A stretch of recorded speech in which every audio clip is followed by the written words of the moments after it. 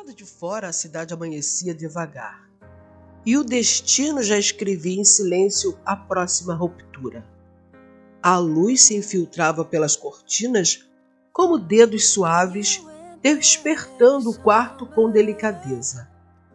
A cidade despertava em tons dourado e cinza. O barulho dos carros ainda era um sussurro, mas dentro de Isadora havia um silêncio que gritava. Ela abriu os olhos devagar, como quem teme o que verá. Primeiro sentiu o vazio ao lado, depois o cheiro. Ainda estava lá, sândalo, uísque e a brisa discreta de seu perfume, mas ele não. Adrian, chamou, a voz ainda arranhada pelo sono e pela noite anterior. Nenhuma resposta. Ela se sentou na cama. A coberta escorregou pelos ombros, revelando sua pele marcada de carícias. No corpo, as dores deliciosas de uma noite selvagem de prazer. A roupa dele ainda pendia na cadeira, mas os sapatos se foram. O relógio também. E ele?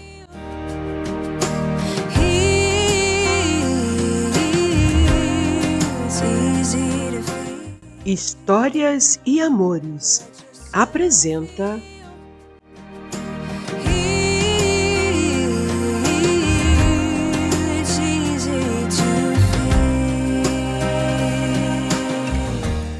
Uma Noite com o Bilionário.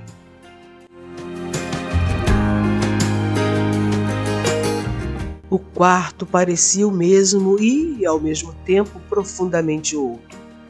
Como se algo tivesse sido arrancado dali, algo essencial. Isadora caminhou descalça até a sala. Os passos dela ecoavam suaves no chão de madeira antiga. A lareira já apagada. A garrafa pela metade. A taça dele vazia, a dela intocada. Sobre a mesa, nenhuma carta. Nenhuma pista, apenas o silêncio.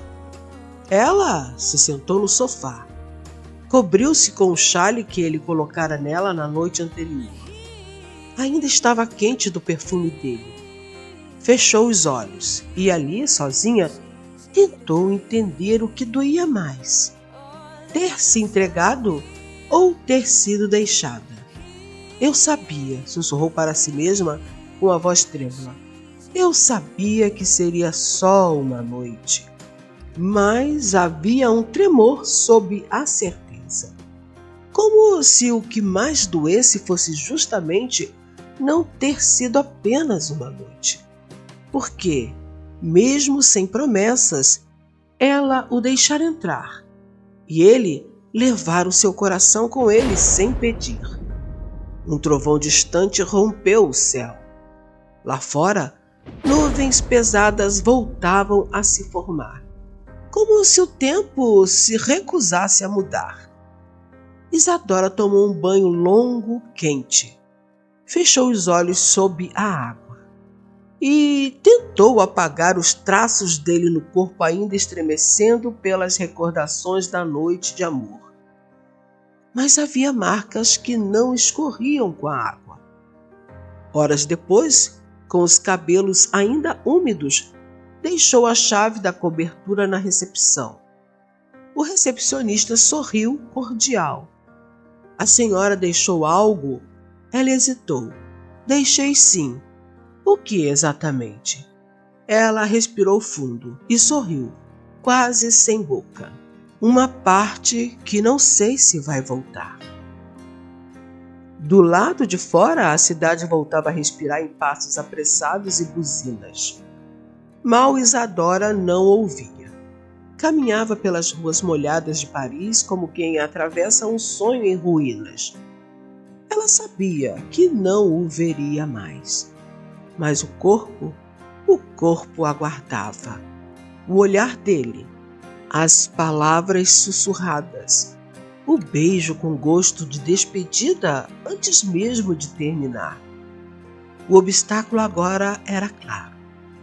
Ele fugia de tudo o que sentia, e ela ficava com tudo aquilo guardado no peito e na alma. Meses se passaram, mas a memória daquela noite ainda ardia em Isadora como uma cicatriz sob a pele, imperceptível aos olhos, mas que queimava toda vez que o silêncio se tornava profundo demais. Ela tentou esquecer.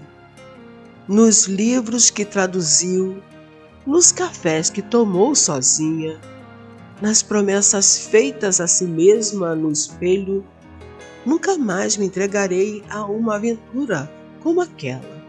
Nunca mais serei de alguém por um momento apenas de prazer, pois isso dói demais.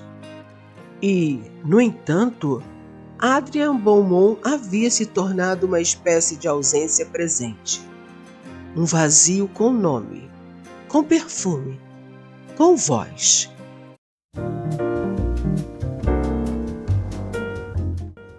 Rio de Janeiro, Brasil. O calor tropical se colava à pele como um beijo antigo. Isadora, convocada às pressas para traduzir em um evento de investidores internacionais, ajeitava o crachá na gola da blusa, os nervos inquietos pela importância da ocasião. Mas seu coração permanecia adormecido, ou ela achava que sim. Os diretores internacionais já chegaram, disse uma das organizadoras, inclusive o Sr. Beaumont. Isadora congelou. Beaumont. O nome explodiu em sua mente como raios sob o céu azul. Como disse, tentou disfarçar. Adrien Beaumont, o britânico, está aqui como investidor do projeto africano de energia limpa. Vai discursar dentro de 15 minutos. O mundo escureceu por um segundo e então voltou, mais ruidoso, mais quente, mais real do que gostaria. Ela poderia sair, sim, poderia, mas não saiu. A sala era ampla, rodeada de vidro. Lá fora, a praia de Copacabana se estendia como lençol de ouro sob o sol.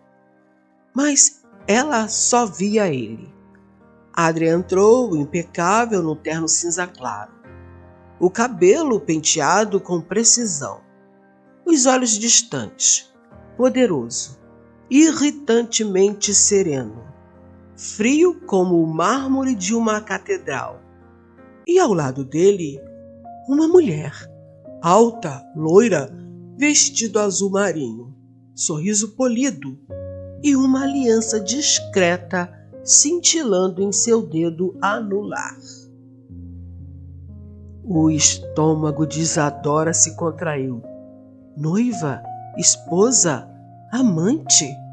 Ela não sabia. Só sabia que ele era o mesmo homem que sussurrara em sua nuca que nunca se lembraria de alguém como se lembrava dela. E agora ele passava por ela como se fosse ninguém.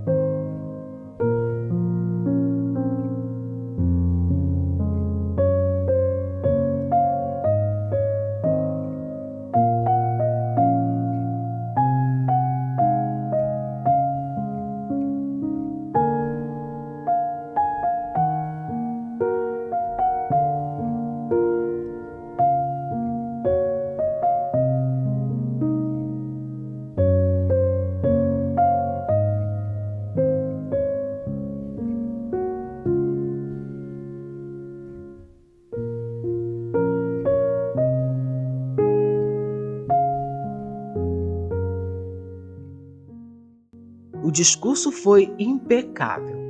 Adrien falava com eloquência, mas seus olhos evitaram o dela o tempo inteiro, como se não a visse, ou como se visse e não suportasse.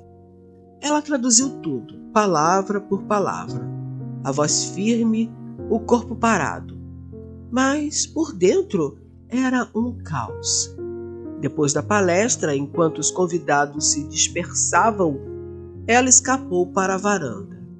A brisa do mar tocava seus cabelos, tentando consolar sem saber como.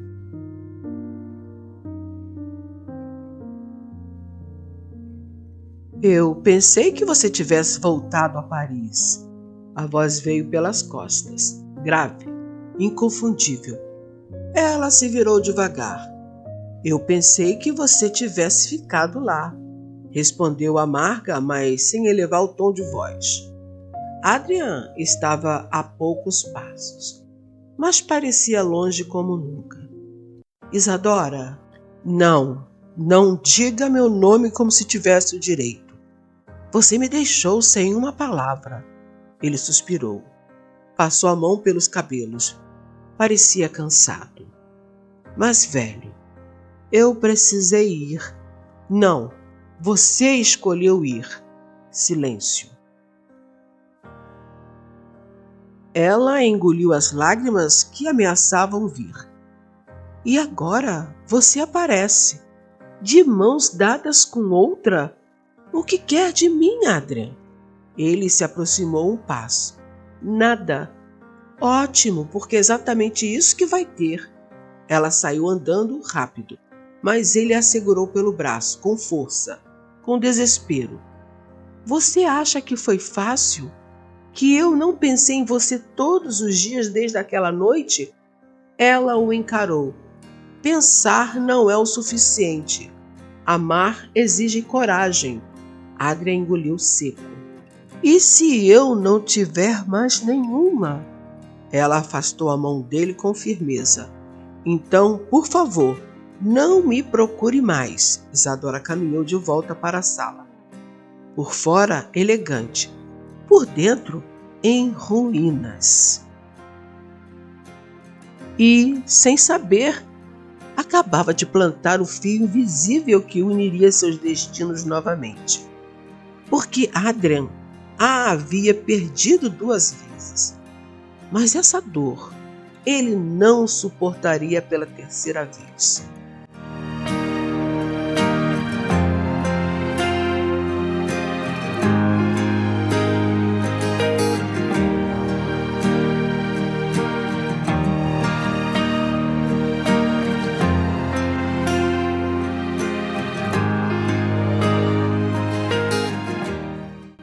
Será que ela vai aceitá-lo, mesmo sabendo que ele é casado? Não perca o último capítulo.